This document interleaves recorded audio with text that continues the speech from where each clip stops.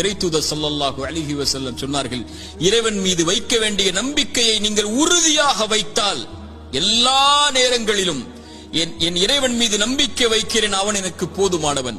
இன்றைய கஷ்டத்தை நீக்குவதற்கு அவன் எனக்கு வாக்கு கொடுத்திருக்கிறான்.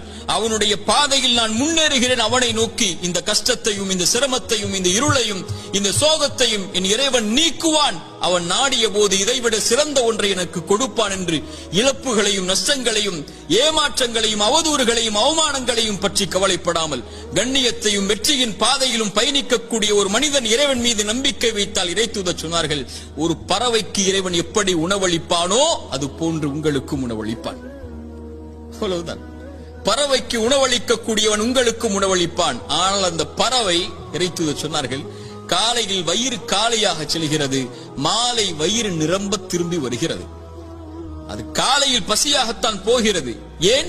அது கூட்டுக்குள்ளேயே உட்கார்ந்து கொண்டு எனக்கு இறைவன் இந்த கூட்டில் உணவளிப்பான் என்று எதிர்காலத்தை பற்றிய பயத்தோடு உட்கார்ந்து இருக்கவில்லை. கிளம்பி செல்கிறது இறைவன் உணவளிப்பான் என்று. மாலையில் வயிறு நிரம்ப வருகிறது. அதுபோல் இறைவன் மீது வைக்க வேண்டிய நம்பிக்கையை உறுதியாக திடமாக தெளிவாக நீங்கள் வைத்தால் என் இறைவன் என்னை ஒருபோதும் கைவிட மாட்டான் என்று இந்த பறவைக்கு உணவளிப்பதை போல் இறைவன் உங்களுக்கும் உணவளிப்பான்.